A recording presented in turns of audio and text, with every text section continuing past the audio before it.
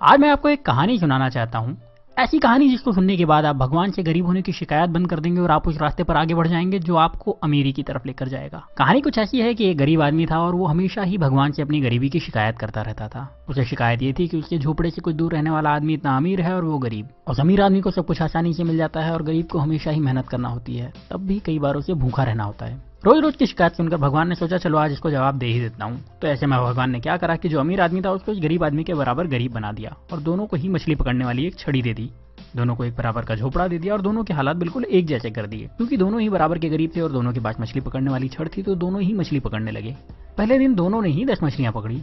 मछली पकड़ने के बाद जो आदमी पहले से गरीब था उसने पूरी 10 मछलियों को बेच दिया और बदले में उसे 2000 रुपए मिले। अब इस आदमी ने अपने लिए और अपने परिवार के लिए अच्छा खाना खरीदा, थोड़ी मिठाई खरीदी और उस आदमी ने अपने पूरे परिवार के साथ मिलकर वो रात बहुत अच्छी तरीके से पार्टी करते हुए बनाई। लेकिन जो आदमी अमीर से गरीब हुआ था उसने सिर्फ 9 मछलियां बेची।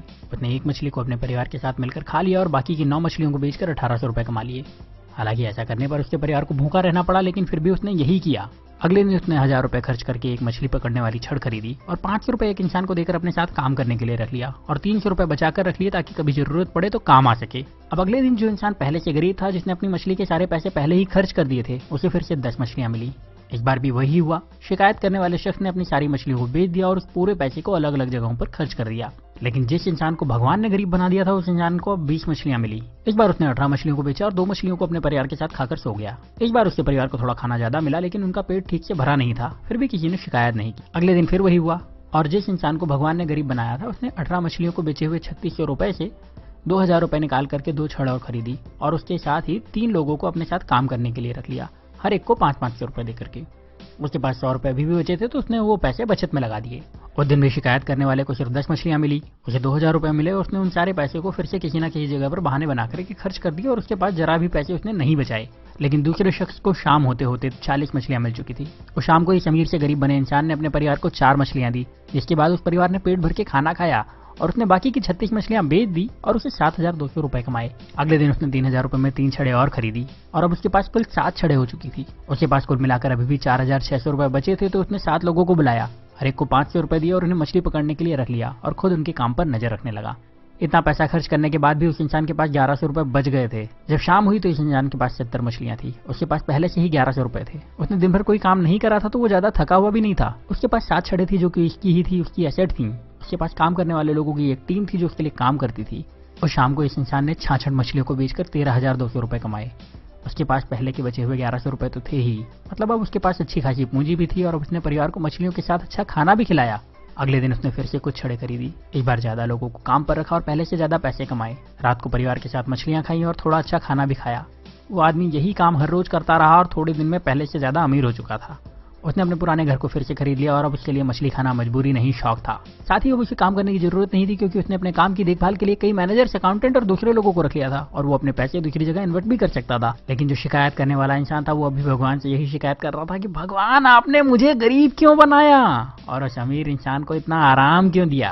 अब आप समझदार हैं, आप ये समझ चुके होंगे कि भगवान किसी का फेवर नहीं करते, वो सभी को एक जैसे ही देखते हैं, सभी को एक जैसे मौके देते हैं, सभी को एक जैसे संसाधन देते हैं, सभी को सफल और धनवान होने का अधिकार देते हैं। पर आपको ये भी समझना होगा कि दुनिया में कुछ भी फ्री नहीं मिलता।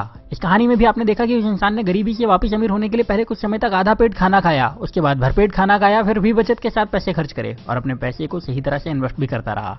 जबकि गरीब इंसान सिर्फ मजे में लगा रहा और शिकायत करता रहा और हमेशा गरीब बना रहा।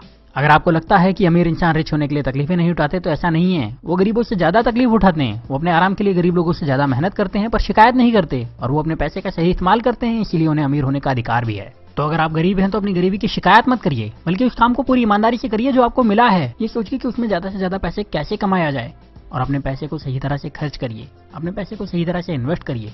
और जब आप ऐसा करेंगे तो आपको अमीर होने से कोई नहीं रोक पाएगा, कोई भी नहीं। अब यहाँ मैं आपसे एक सवाल करने वाला हूँ और कमेंट में इसका जवाब जरूर दीजिएगा।